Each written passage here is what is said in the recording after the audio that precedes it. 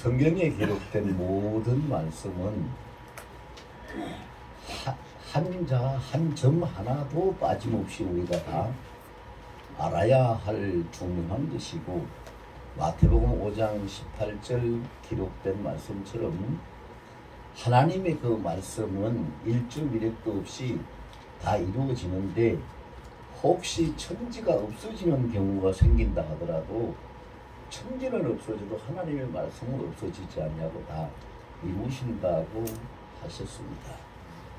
그래서 그것 때문에 우리 인생들이 하나님 앞에 살아가고 있는데, 우리 인생들이 살아가는 것을 비유해서 우리가 생각해 보면은 인생은 항해와 같다, 이렇게 비유를 할 수가 있습니다. 여러분, 끝도 보이지 않고 방향도 알 수 없는 망망대해에 배가 떠서 항해를 할 때 어떻게 해야지 그 항해를 잘 할 수 있을까요? 뭐 방향도 짐작도 못하고 가고자 하는 목적지가 눈앞에 보이는 것도 아니고, 그렇다고 해서 뭐 고속도로나 이런 것처럼 갈 수 있는 길이 닦아져 있는 것도 아니고, 이 항해한다는 것은 정말로 굉장히 어려운 일인데, 항해할 때 꼭 필요한 것이 있죠. 그게 이제 지도, 해상적 지도가 있어야 되고, 두 번째로는 방향을 정확하게 잡을 수 있는 나침반이 있어야 되죠. 그리고 또 셋째로는 뭐요? 기후를, 이 천우를 잘 살펴서 항해를 해야 되는데, 기후를 살필 수 있는 그런 기구들이 있어야 되는 거죠.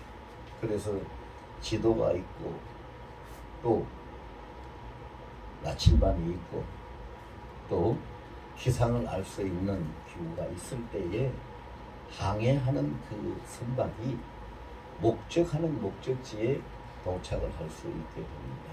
그리고 인생도 똑같습니다. 똑같아요.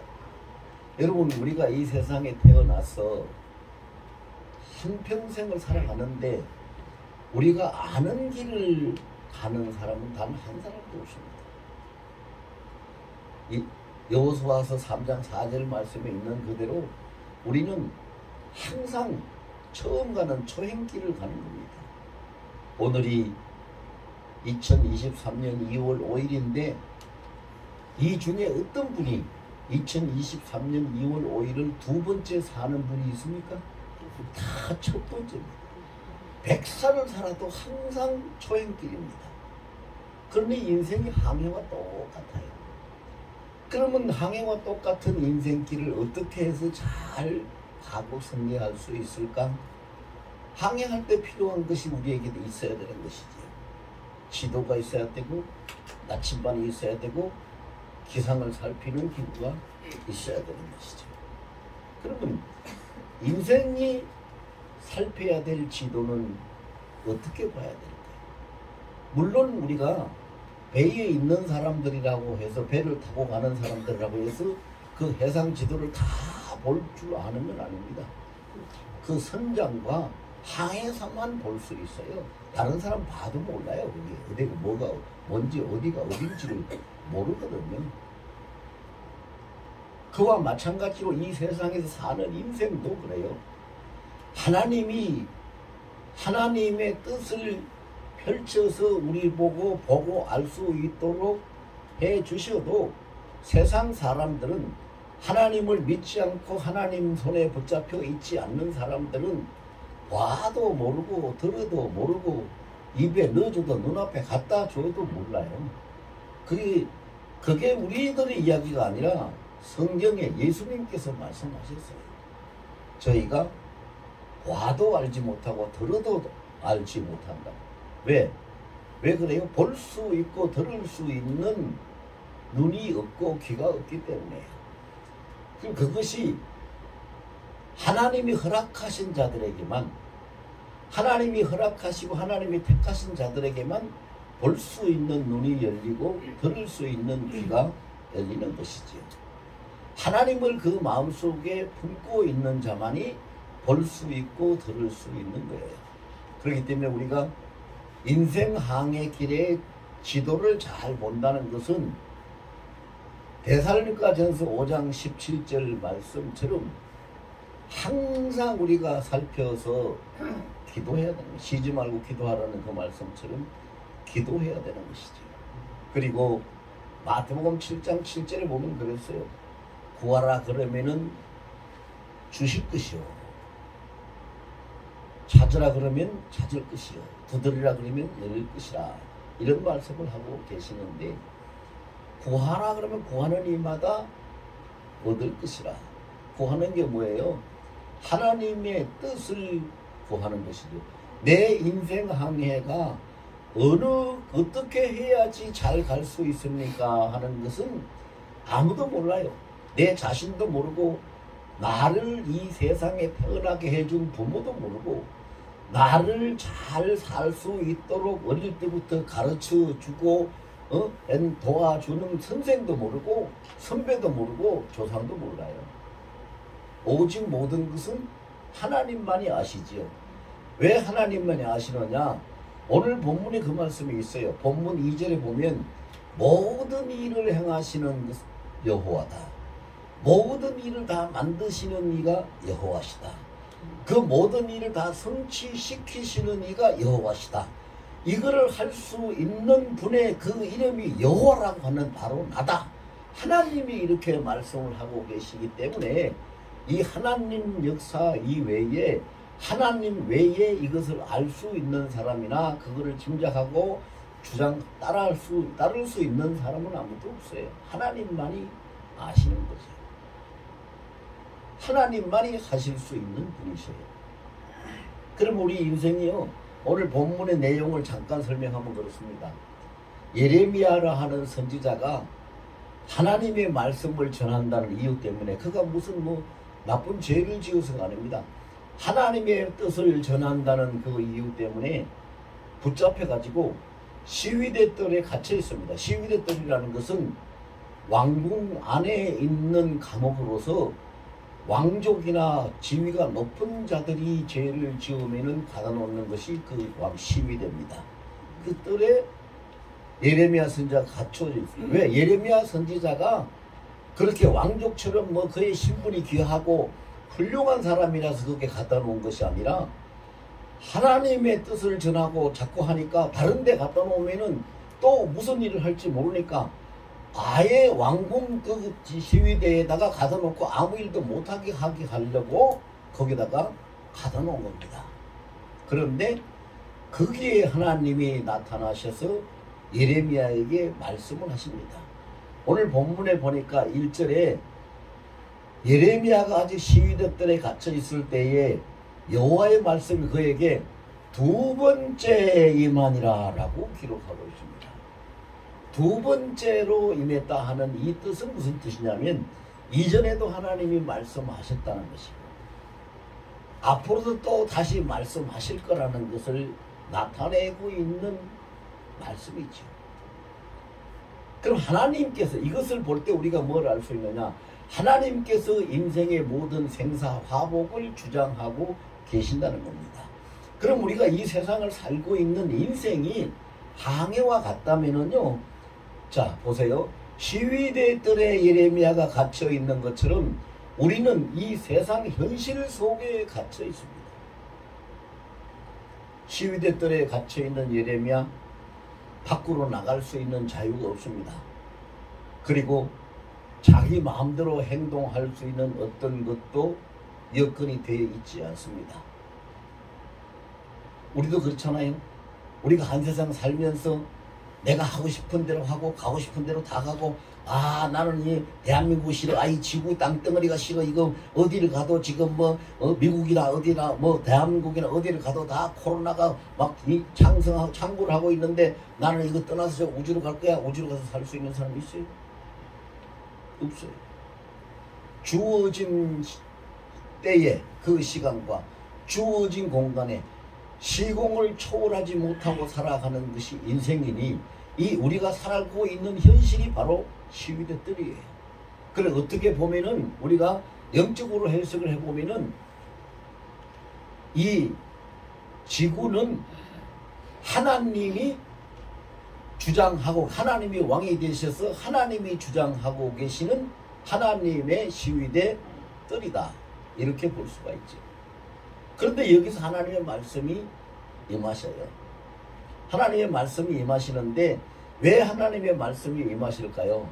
그것은 이제 예레미야에게 하나님이 일러주신 것처럼 우리가 이 시대를 사는 인생들에게 하나님이 일러주시기 위해서 임하시거든요. 자, 모든 일이 어떻게 되는 줄 아느냐? 나 여호와가 다 행하는 것이야. 그리고 이 세상에 많은 변화가 일어나는데 그 모든 것들이 어디서 다 만들어지는 건지 아느냐? 나 여호와가 만들고 있는 거야. 그리고 많은 일들이 역사를 따라서 이루어져 가고 그렇게 되는 그 모든 것들이 어떻게 되는지 아느냐? 나 여호와가 다 성취하기 때문에 되는 것이야. 그러니 너는 내게 부르짖으라. 이 부르짖으라는 말씀에 많은 뜻이 있죠. 항해하는 인생이 그 선장이 지도를 보고 나침반을 보고 기상을 살피는 것처럼 하나님 앞에 묻고 기도하는 것이 부르짖는 것이지요. 어떻게 해야 됩니까? 자, 지도를 보는 것은 하나님 앞에 하나님의 뜻을 묻는 기도를 하는 것이에요. 우리가 가장 좋은 기도, 하나님을 하나님 되게 하는 기도가 주님이 우리에게 가르치신 주기도문 안에 있어요. 마태복음 9장 10절에 보면은 주님이 가르친 주기도문 안에 나라가 임하시고 뜻이 하늘에서 이루어진 것 같이 땅에서도 이루어지이다 라는 말씀이 있잖아요.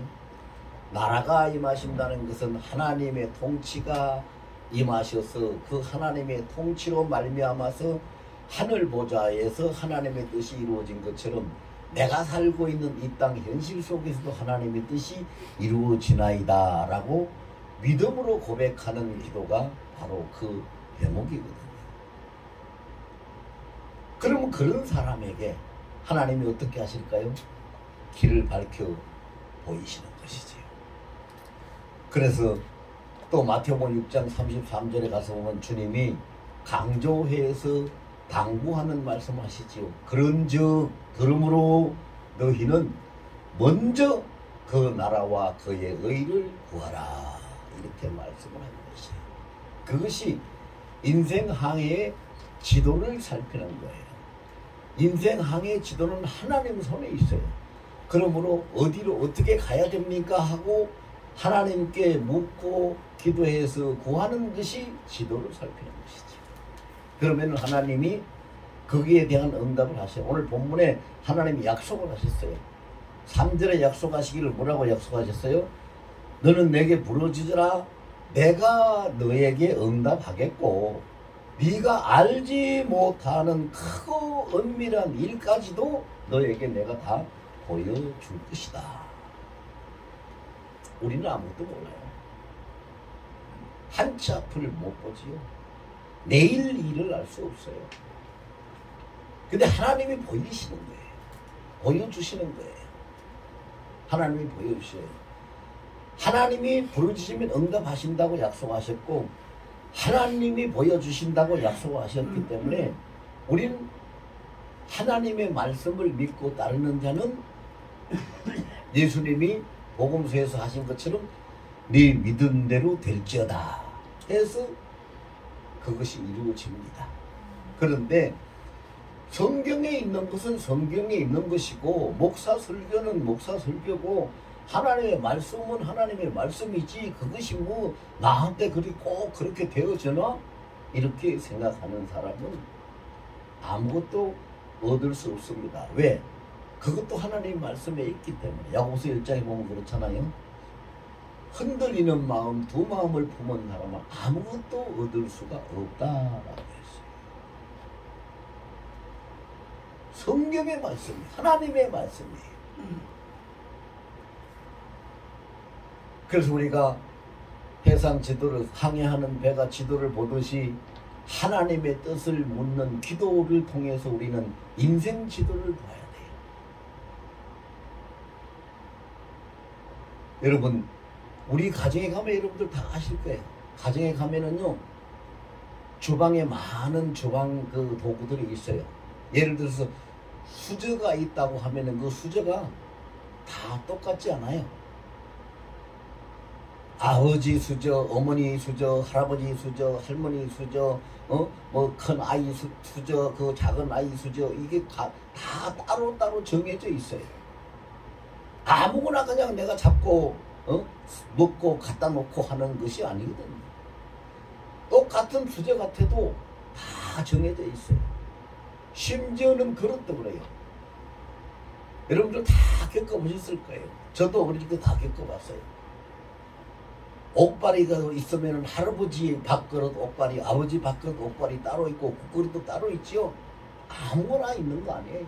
다 따로 있어요. 그와 똑같이 우리 인생이요. 사람들이 이렇게 보면은 그가 그 같고 저가 저 같고 다 똑같이 그냥 가는 거 보면 그렇게 다 그렇게 똑같이 살아가는 거지 뭐. 그런데 아니에요. 하나님께서 계획하시고 하나님께서 정해놓으시고 하나님께서 뜻을 두신 대로 인생에 가는 길도 인생에 사는 방법도 인생이 맺는 열매도 다 달라요. 전부 다 다릅니다. 같지 않습니다. 심지어는 성경에서 보세요. 쌍둥이로 한 배에서 한날 한시에 태어난 에서와 야곱이 어떻게 다릅니까? 다릅니다. 그렇게 다 다르기 때문에 각자 자기 인생의 항해를 해야 되는데 자기 인생의 항해의 지도가 하나님 손에 있는데 하나님 손에 있는 인생 지도를 하나님 앞에 묻지 않고 그것을 배우지 아니하고 갈 때에 그 인생이 어떻게 바른 길을 가고 승리를 할 수가 있을까요? 안 되는 거죠. 그래서 우리는 항상 하나님 앞에 묻고 기도해야 돼. 그것이 내가 가는 내 인생 항해의 지도를 찾는 것이, 길을 찾는 거예요. 그래서 예수님은 그랬어요. 예수님 안에 그 모든 것이 있다는 것을 단적으로 딱 하신 말씀이 요한복음 14장 6절이에요. 내가 길이요 진리요 생명이다. 나로 말미암지 않고는 아버지께로 올 자가 없느니라. 예수님 외에는 없어요. 주님 손 안에 다 있는 것이지 그 손 밖을 벗어나서 아무것도 얻을 수 없다는 것이지. 그렇습니다. 그래서 우리가 기도하는데 이 기도가 어떤 기도가 되어야 되느냐? 매일 기도가 되어야 됩니다. 매일 기도. 문제 있을 때만 기도하는 것이 아니라 자기가 필요할 때만 기도하는 것이 아니라 항상 묻고 듣고 따르기 위해서 자기 인생 항해의 지도를 잘 식별하기 위해서 매일 기도, 항상 쉬지 않는 기도를 해야 되지. 그렇게 해야 됩니다. 근데 이 기도에 대해서는요, 우리 주님이 아주 확실하게 약속을 해주고 계셔요. 너무 감사하지. 요한복음 14장 14절에 뭐라고 했습니까? 내 이름으로, 너희가 내 이름으로 구하지 않았는데 이제 내 이름으로 기도하라. 자, 요한복음 14장 14절에 내 이름으로 구하면 내가 다 시행하리라. 약속을 해주고 계셔요. 다 알려주십니다. 어떤 분이요, 참 너무 가슴이 아파서 울면서 저한테 전화를 했어요. 목사님, 우리 아이가 정말로 큰 병이 들어갔는가 봐요. 대학병원에 갔는데 당장 시급하게 빨리 수술을 해야 된대요. 그런데 전신마취를 해가지고 수술을 해야 된대요. 그러면서 그 어린 것이 전신마취를 하고 수술을 하면은 얼마나 힘들겠어요. 어떻게 해야 돼요? 그러면서 말을 하면서도, 전화를 말을 하면서도 계속 울어요. 근데 그 우는 그 어미의 그 마음이 내 가슴을 얼마나 후벼파는지 내가 너무 아파요. 그 이야기를 듣는데. 그래서 전화가 끝나고 난 다음에 그랬어요. 주님, 지금 저하고 통화하는 얘기 우리 주님은 다 들으셨지요. 그 아이를 사랑하는 그 어미의 마음이 얼마나 아프면은요, 통화를 하고 있는 내 가슴이 찢어지는 것처럼 내 마음이 이렇게 아픈데 우리 주님 마음은 얼마나 아프시겠어요. 할 수만 있으면은 전신 마취 안 시키고 수술 안 하고 나았으면 좋겠는데 그건 방법이 없대요. 수술을 꼭 해야 된대요. 전신 마취 시키고 수술을 해야 된대요. 어떻게 하면 좋아요? 이렇게 말하는 그 내용을 우리 주님도 다 들으셨잖아요.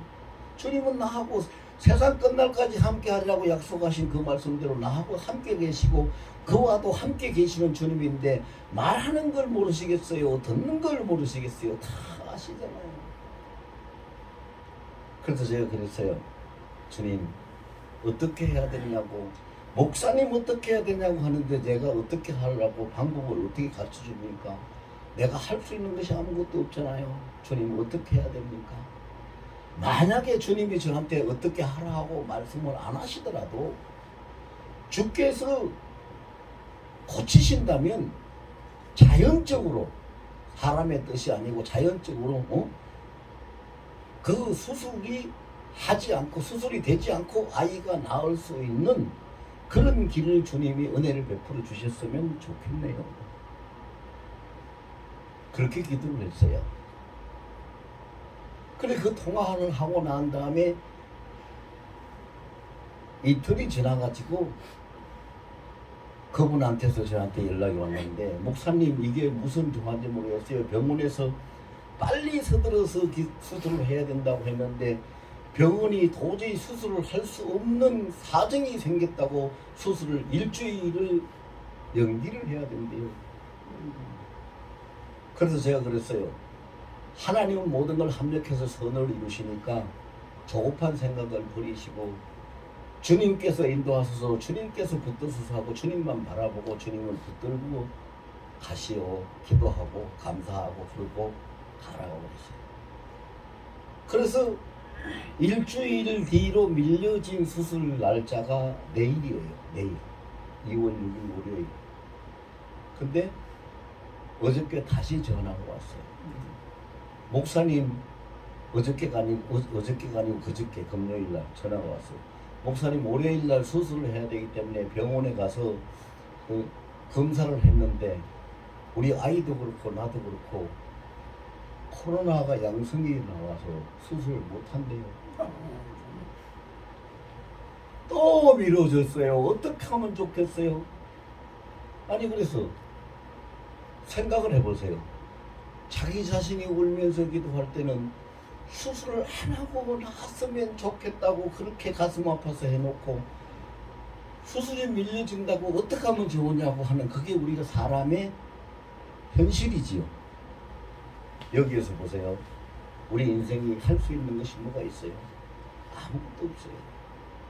그래서 목사님, 나는요 아무것도 들리지도 않고 아무것도 보이지도 않으니까 도대체 어떻게 하면 되는지 주님한테 좀 물어보시고 저한테 좀 알려주세요.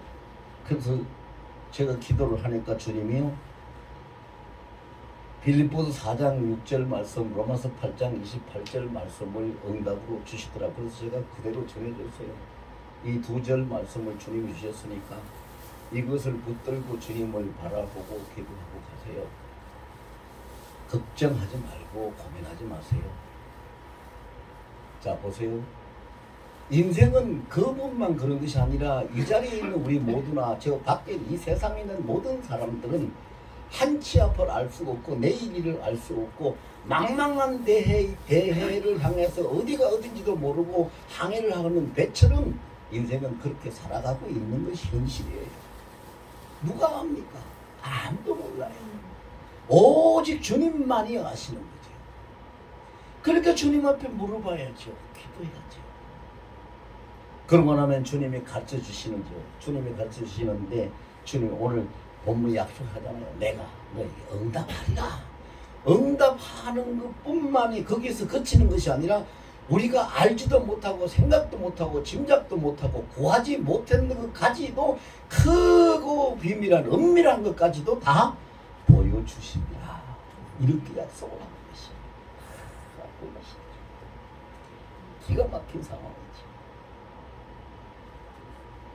자, 그러면 주님이 이 보여주시면 우리는 뭘 봐야 돼요? 나침반을 봐야 되는 거지. 나침반. 주님이 보여주시는 이것이 나침반이에요. 뭘 통해서 보여주십니까? 성경 하나는 말씀을 통해서 보여주셔요.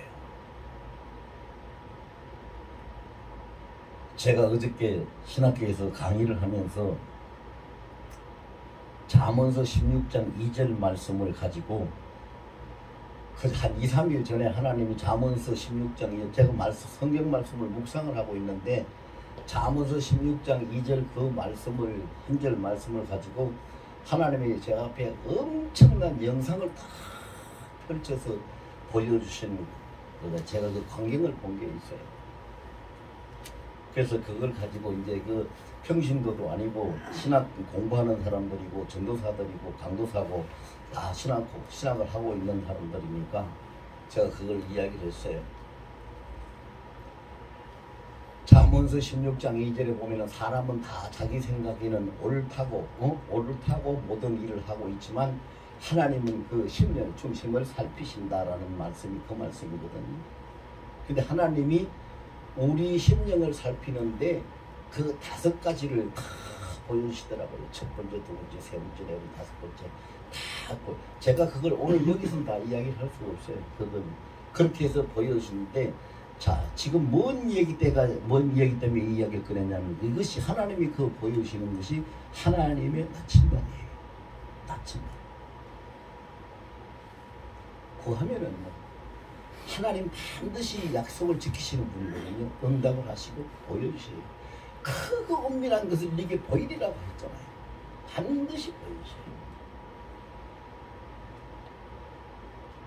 그러면 그것이 오늘날 이 땅에 있는 모든 교회들과 모든 성도들과 이 나라 지금 현재 세상 돌아가는 모든 역사를 하나님이 어떻게 감찰하시고 어떻게 이끌어 가시는가 하는 것을요. 그 한 절 말씀을 가지고 영상을 펼쳐서 보이시는데 어마어마한 일이죠. 제가 이 말씀을 드리는 이유가 있어요. 하나님은 공평하신 분이고 하나님은 공의로우신 분이고 하나님은 우리 모두를 독생자를 주실 만큼 사랑하시는 분이에요. 그래서 오늘 본문의 말씀처럼 크고 은밀한 것을 너에게 보이라고 하신 그 말씀처럼 하나님 우리의 크고 은밀한 것도 보여주시는 분이거든요. 근데 왜 우리가 기도 안 하고 왜 안 구합니까? 왜 묻지 않습니까? 하나님 앞에 왜 보여달라고 하지 않습니까? 안 하니까. 옛날 속담에 뭐라고 그럽니까? 우는 애기 젖준다고 그러잖아요. 우는 애기 젖준다고 그래요. 하나님한테 울고 묻고 부르짖고 해야지 하나님이 알려주시지. 가만히 있는데 어떻게 알려주세요? 가만히 있으면 안 되잖아요. 그래서 하나님이 나침반을 보여주세요. 자, 세상은 이렇게 돌아간다. 나는 이렇게 일을 한다. 그러면 네가 어떻게 해야 되겠느냐? 네 방향을 바로 잡아라. 그러면 방향을 다 보여주시면 그거 보고 방향을 잡을 수가 있잖아요. 그래서 우리가 방향을 잡아서 나가야 되죠. 지금 현재 이 시대에 보면은요, 시대가 마지막 때가 돼가지고 굉장히 지금 이 영적인 활동에 불이 붙었어요.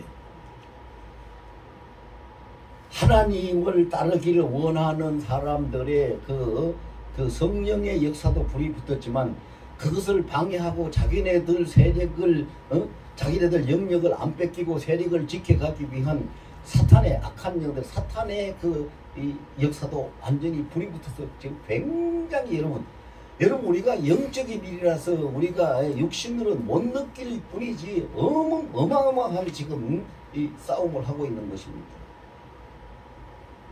그런데 이러한 이 싸움에서 우리가 이러한 혼란 속에서 우리가 승리를 하고 바른 길을 찾아가려면 어떻게 해야 돼요? 하나님 나침반을 보지 않고서는 가지를 못해요.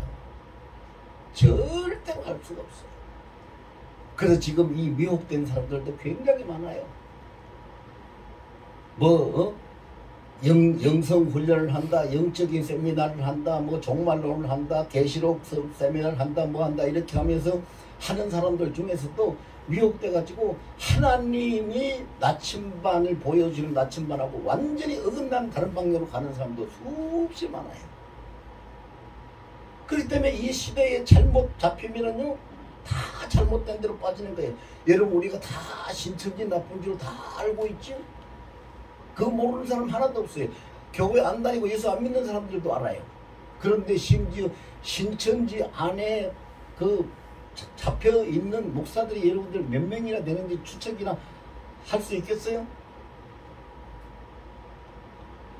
제가 이 말은 못해요. 뭐 수백 명이 아닙니다. 수천 명이 넘어요. 왜 그래요? 나침반을 안 보고 가니까 엉뚱한 데로 빠지는 거예요. 엉뚱한 데로. 아, 목사들이 그렇게 수천 명이 넘게 잡혀 있다면 평신도들은 어떻겠어요? 말할 수 없잖아요. 얼마나 주님이 가슴이 아프시겠어요. 이런 상황을 볼 때 여러분 한번 물어볼까요? 주님이 십자가에 못 박히실 때가 더 아팠을까요? 지금 이 시대를 보시는 주님이 더 아프실까요? 주님이 십자가에 못 박히실 때는 손발이 아팠어요. 근데 이 시대를 보고 계시는 주님은 지금 가슴이 아프시죠.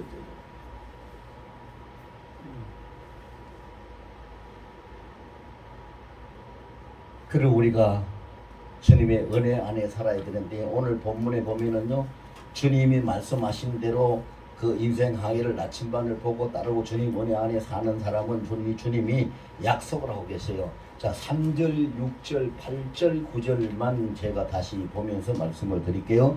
3절에 너는 내게 부르짖으라 내가 네게 응답하겠고 네가 알지 못하고 크고 은밀한 일을 내게 보이리라. 자 약속이 뭐지? 첫 번째 약속은 하나님이 우리 주님이 응답하신다는 것과 우리가 알지 못하는 것까지도 다 보이신다는 것을 약속을 해주셨어요. 그 다음에 또 6절에 보면 무슨 약속을 하셨습니까? 그러나 보라 내가 이 성읍을 치료하고 고쳐 낫게 하고 평안과 진실이 풍성함을 나타낼 것이다. 주님 앞에 구하는 자 치료하고 고쳐 낫게 평안과 진실이 풍성한 성읍이 되도록 주님이 회복을 시키신다는 것이죠. 8절에 또 뭐라 그랬어요? 내가 그들을 내게 범한 그 모든 죄악이라서 모든 죄악에서 정하게 하고 그들이 범한 내게 범한 모든 죄악을 사할 것이라. 그래서 기도를 응답하시고 고치시고 평안을 주시고 죄를 사하고 긍휼을 베푸시고 그래서 항해의 목적지에 도착을 하게 하시는데 그 목적지가 어디예요? 9절이 목적지예요. 9절 오늘 본문 9절에 보면은요 이 성읍이 세계 열방 앞에서 나의 기쁜 이름이 될 것이며 찬송과 영광이 될 것이요 그들은 내가 이 백성에게 베푼 모든 복을 들을 것이요 내가 이 성읍에 베푼 모든 복과 모든 평안으로 말미암아 두려워하며 떨리라. 자 하나님의 나침반을 보고 인생 종착리에 가면은 세계 모든 열방 사람들이 부러워하고 겁이 나서 벌벌 떨 수밖에 없는 그곳에 도착해서 우리가 평안한 영생을 얻게 된다는 것이죠. 이게 인생 항해의 종착역이에요. 이걸 우리가 이곳에 어떻게 도착할 수가 있을까요? 하나님의 지도를 보고 기도를 통해서 봅니다. 하나님의 나침반을 보고 말씀을 통해서 하나님의 음성 말씀을 통해서 듣습니다. 그 다음에 하나님이 베푸신 은혜 안에 우리가 떨어지지 않고 밖으로 나가지 않고 은혜 안에 살고 있을 때에 하나님이 우리를 이 종착역에 인생항해 종착역에 도착하게 하십니다. 여러분 오늘 예배하는 여러분 모두 이 말씀을 받은 여러분 모두는 내 인생 각자 자기 인생입니다. 다른 사람 대신하는 거 아닙니다. 내 인생의 그 항해에서 하나님의 나침반을 잘 보고 반드시 내 인생 목적지에 도착하기를 원합니다. 하나님 내가 이렇게 결심하고 하나님을 구하니 하나님 나를 붙드시고 인도하여 주소서 하면서 우리가 이 시간에 통성을 하는 것만